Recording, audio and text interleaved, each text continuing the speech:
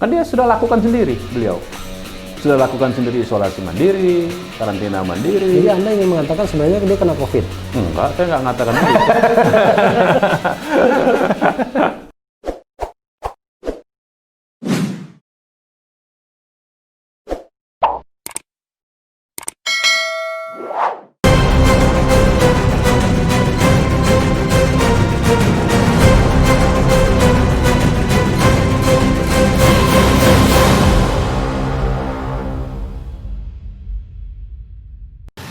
Yang kedua, kami sampaikan alhamdulillah imam besar kami bersama keluarga dan cucunya alhamdulillah dalam keadaan sehat. Amin. Ya. Dan saat ini sedang dalam pemulihan sebetulnya.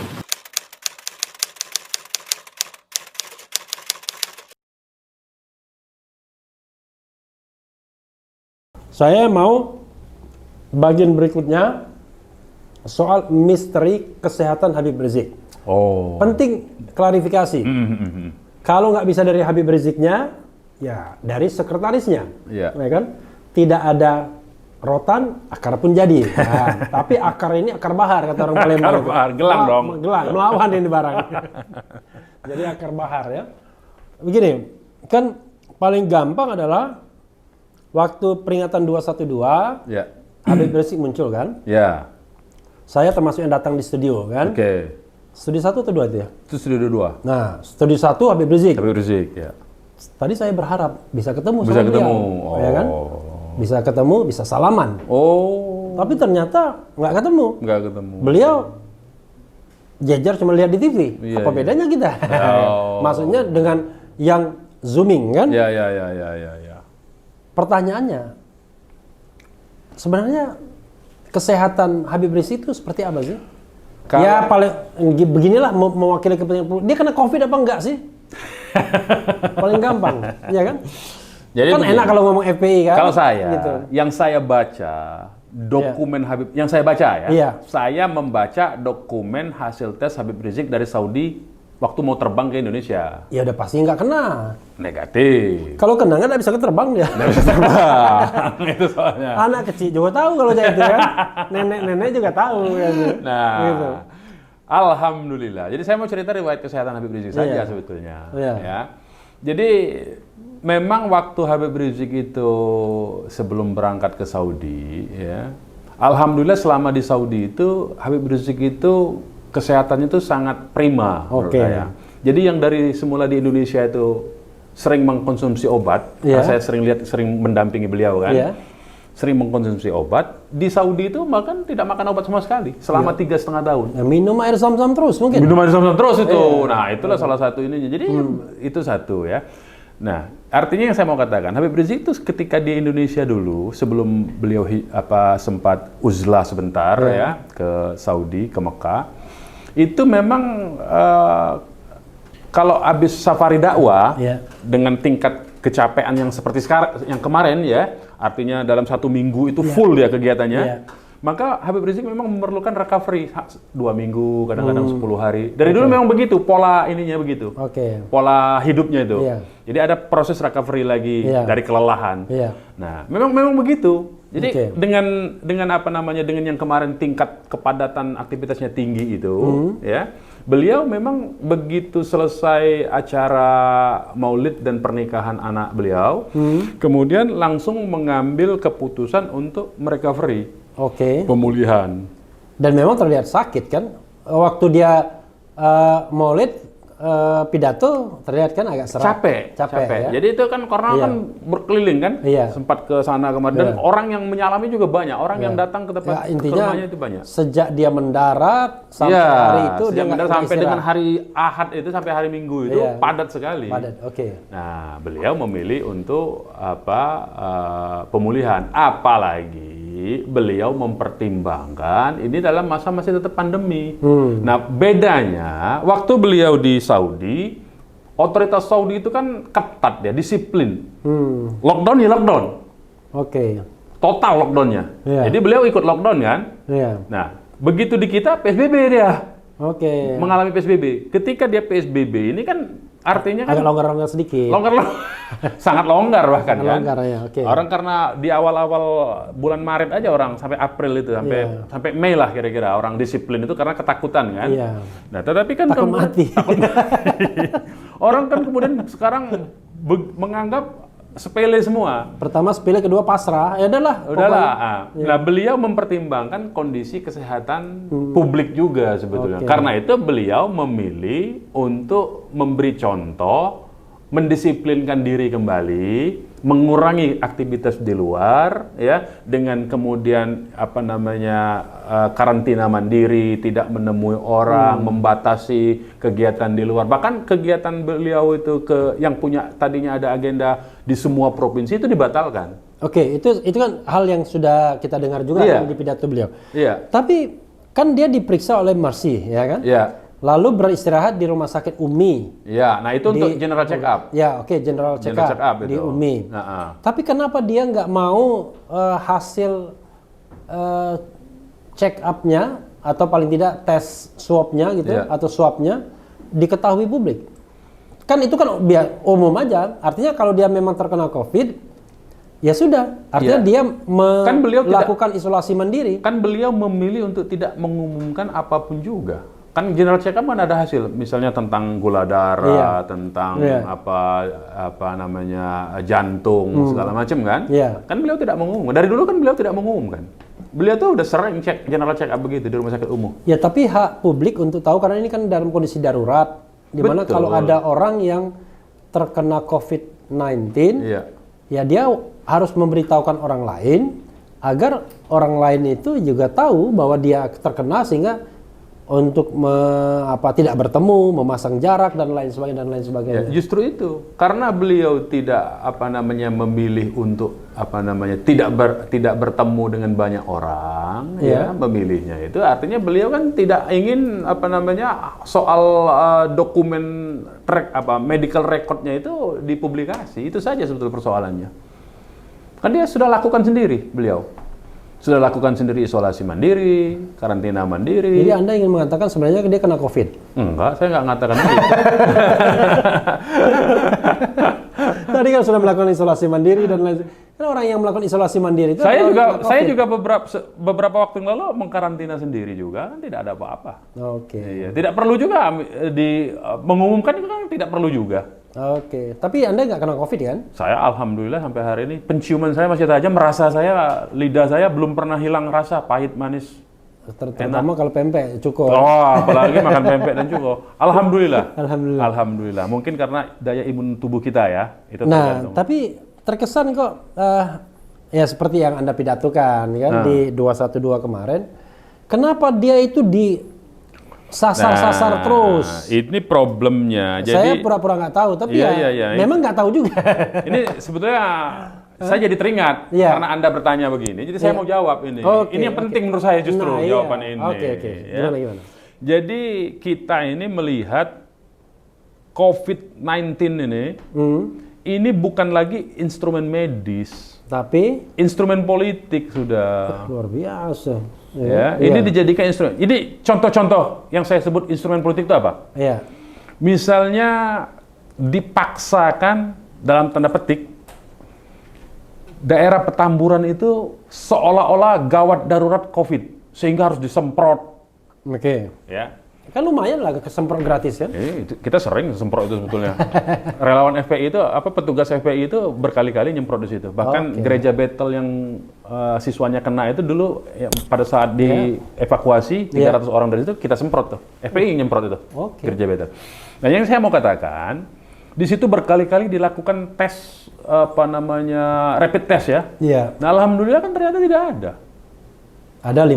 Ada 5 reaktif, tapi ternyata di tracing tidak terkait dengan kehadirannya di Maulid. Tidak pernah bersentuhan dengan Habib Rizik. Nah, jadi tidak ada gunanya menurut saya. Nah, kemudian yang kedua, fakta yang kedua. Ketua Umum FPI dan Ketua Panitia itu berada di panggung dekat Habib Rizik selama Maulid itu. Yang tadi Anda sebut Habib kelihatan capek itu tadi ya. Dan begitu dites dua-duanya, negatif. Tesnya bukan ini swab tesnya tuh, negatif. Nah, artinya kan menurut saya sebetulnya ini persoalannya persoalan yang sederhana saja. Iya. Jadi tidak perlu dibuat reality show. Ini sekarang ini ada reality show. Saya tidak tahu ya. Ini reality show juga ini. Ya, kalau ini wawancara. Wawancara beda, ya.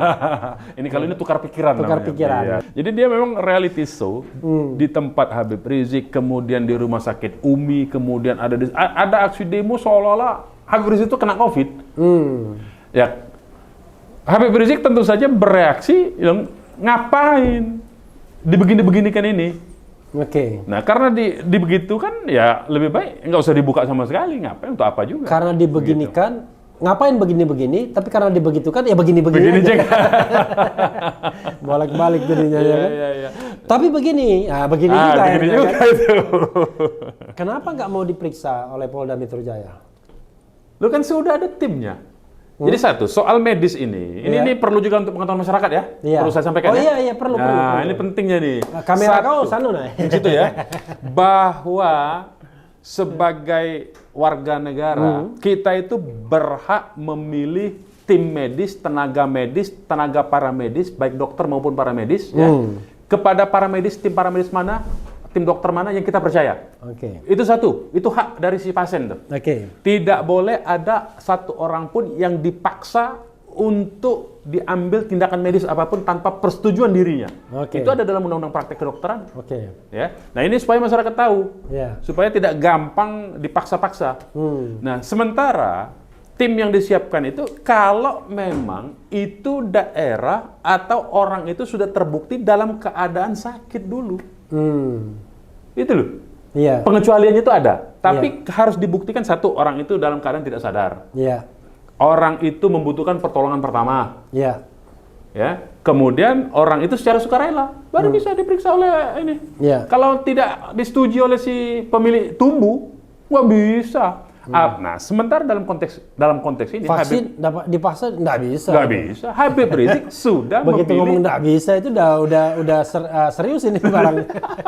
Habib Rizik sudah memilih timnya. Oke. Gitu loh. Tim Mercy ya. Iya. Nah, sebetulnya logika sederhananya begini. Rumah sakit Umi itu kan ditunjuk oleh wali kota, oleh pemerintah kota ya. Tanda tangannya saya lihat itu ada tanda tangannya waktu Bima Arya masih karantina. Iya. Dia kena COVID, wakil wali kotanya tanda tangan. Iya. Menjadikan rumah sakit Umi itu sebagai rumah sakit rujukan untuk penanganan COVID. Iya. Kewajibannya apa?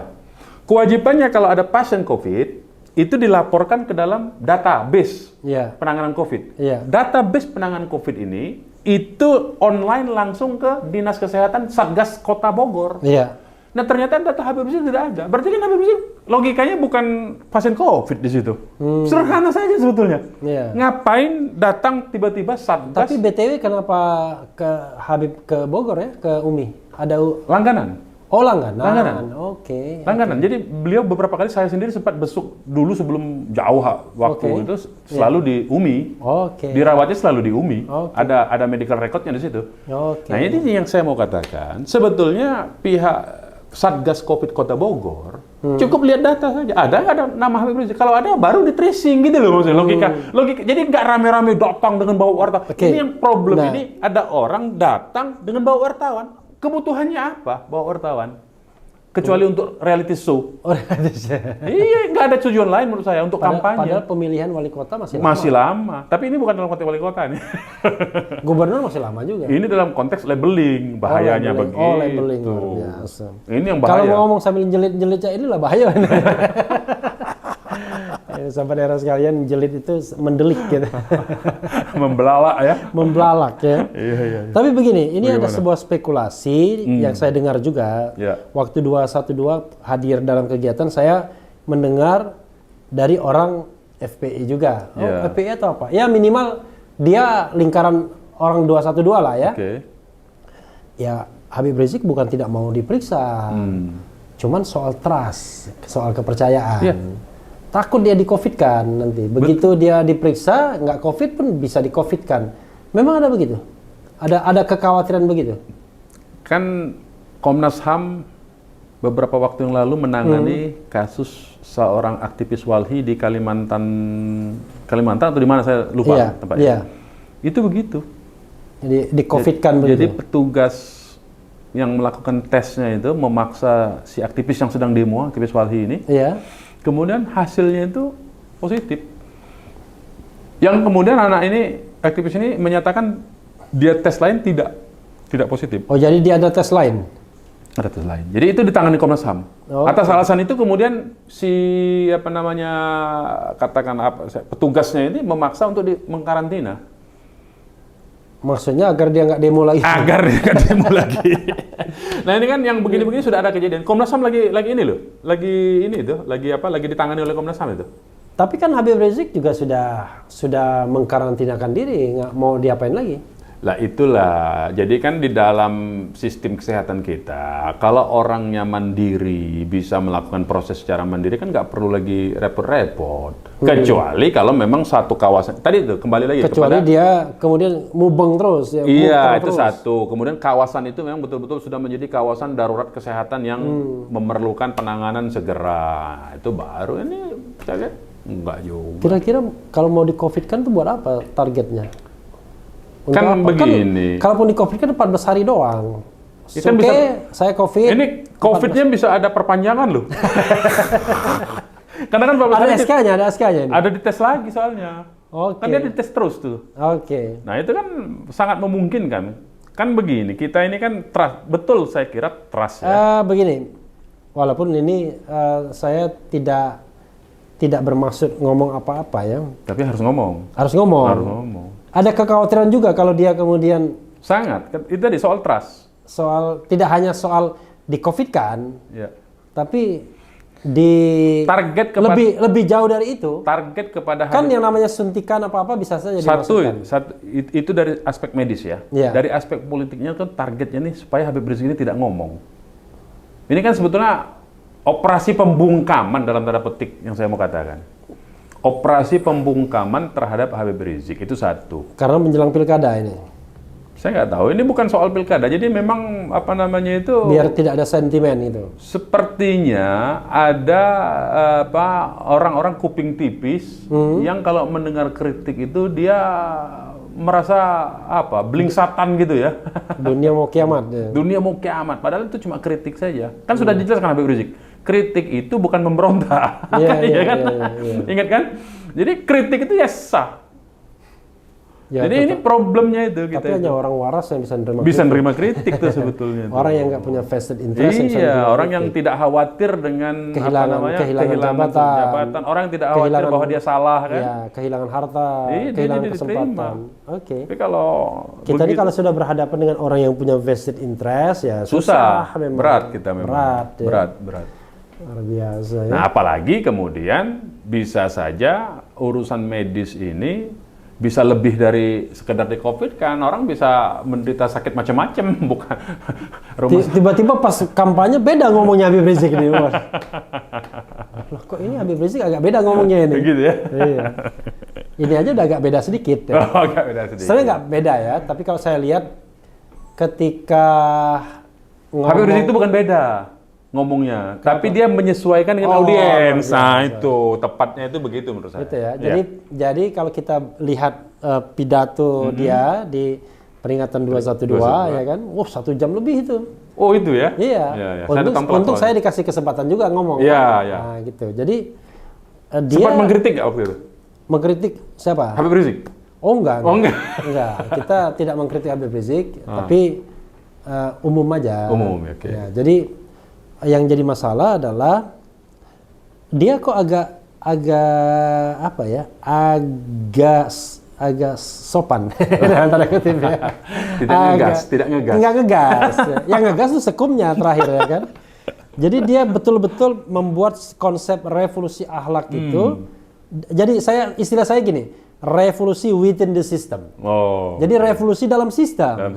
Padahal revolusi itu biasanya dobrak sistem. Begitu ya? Iya, revolusi. Tapi karena ini revolusi akhlak, sama seperti revolusi mental kan.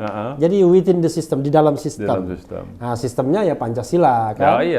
Bahwa bagaimana akhlak ketuhanan, kemanusiaan, keadilan dan persatuan dan lain sebagainya. Keadilan sosial ya. Dan sama sekali nggak terdengar umpatan, walaupun ada juga kritik sedikit, tapi dia hanya menjelaskan bahwa kritik itu adalah bagian dari kewajiban dan lain sebagainya. Betul. Dan dengan intonasi yang agak, ya mungkin masih capek, ya. Anda melihat nggak sebenarnya Habib Rizik itu ada pergeseran dari ini mohon maaf ya, yang tadinya dalam tanda kutip pemimpin kelas Petamburan, ya kan? Iya. Jadi yang barangkali yang narasinya sangat kanan ke dalam sekarang pastilah kelas nasional. Ya kan, yang nyambut saja ratusan ribu, bahkan ada yang bilang jutaan. Babe Ridwan Saidi bilang 5 juta, saya nggak tahu, siapa yang tahu. Jadi ada pergeseran bahwa Habib Rizik ini sekarang lebih merangkul banyak komponen masyarakat atau ingin dirangkul komponen masyarakat. Gimana Anda menjelaskannya? Saya kira Habib Rizik itu tetap on the track ya, dari dulu sampai sekarang, itu satu. Kemudian bahwa beliau memberikan pernyataan-pernyataan tentang Pancasila, setahu saya tesis S2-nya beliau itu juga tentang Pancasila. Ya. Jadi tidak asing Pancasila. Saya bacanya itu di penjara tadi tuh. Tesisnya Habib Rizik itu ternyata tentang Pancasila, saya baru tahu tuh. Di dalam penjara itu. Oh, ternyata Pancasila. Oh iya, dia bilang. Jadi dari Malaysia awal, itu ya? Di Malaysia. Di Malaysia itu.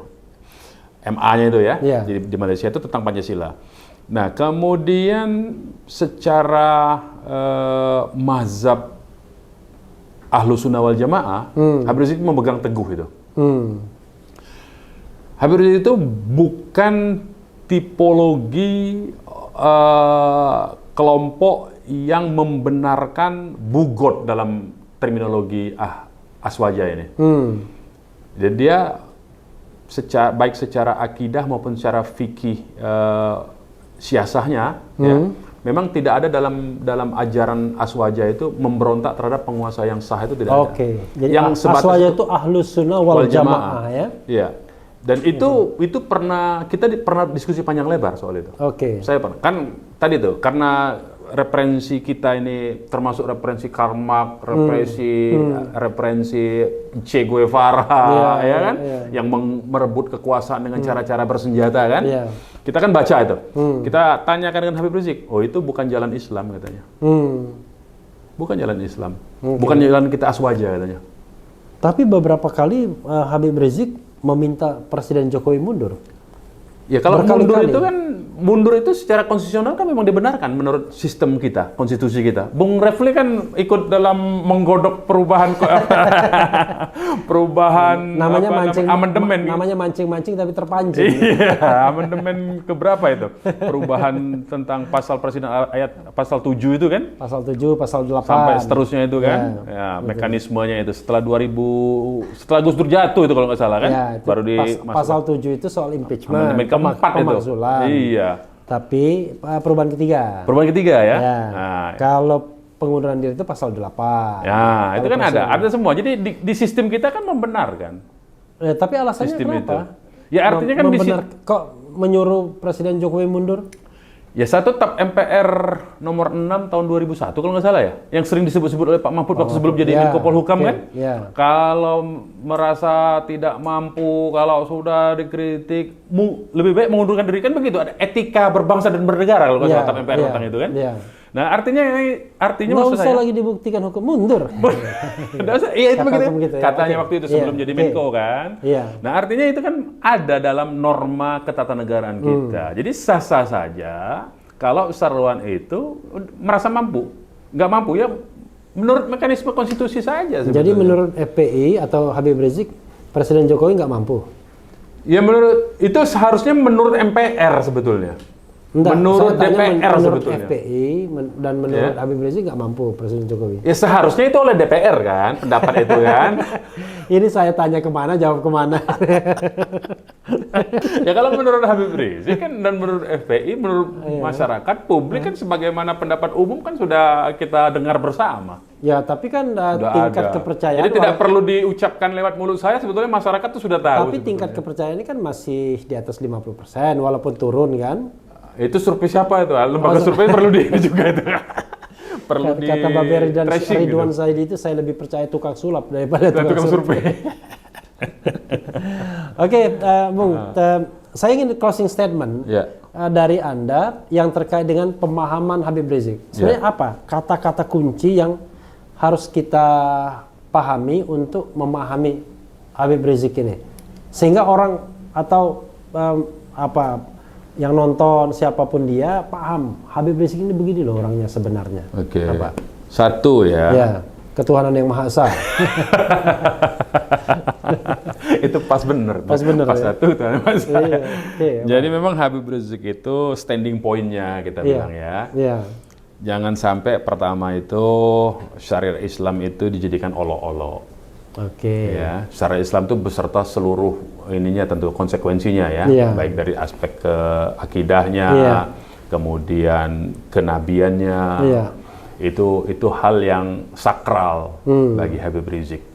Beliau sangat marah sekali, ya, bahkan bisa berapi-api itu di panggung bisa keceplosan macam-macam ketika syariat Islam itu dijadikan olok-olok, dihina-hina. Nah, itu yang beliau serukan berkali-kali. Kita ini punya instrumen hukum kan 156A itu kan. Nah, mestinya aparat hukum itu segera bereaksi karena itu bukan delik aduan. Dulu terkenal sekali tuh pasal itu kira-kira 2016. 2016, iya. Jadi itu. Nah, sekarang itu justru diberlakukan terhadap orang-orang yang menyuarakan ketidakadilan, ya kan? Itu satu. Jadi ininya beliau. Yang kedua, beliau itu sekali lagi sangat resah kalau melihat ketidakadilan, kezoliman. Itu pasti teriak beliau. Artinya apa? Kalau dalam praktek beliau melihat satu kelompok dilakukan tindakan hukum, satu kelompok dibiarkan, padahal sama kesalahannya. Nah, maka beliau akan teriak sampai dimanapun itu. Nah, yang ketiga, beliau itu keselamatan umat, memikirkan itu. Bagaimana supaya umat Islam ini tetap selamat, tetap dalam koridor aswaja tadi. Nah, yang keempat, dalam konteks kenegaraan beliau sangat konsen dengan keutuhan NKRI.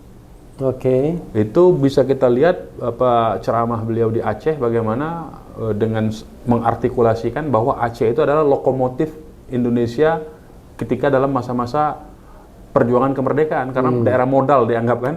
Nah, itu saya kira itu kisi-kisi yang perlu dipahami oleh publik saya kira ya. Tapi banyak orang yang berpikiran ya. Saya kira banyak orang yang berpikir begini.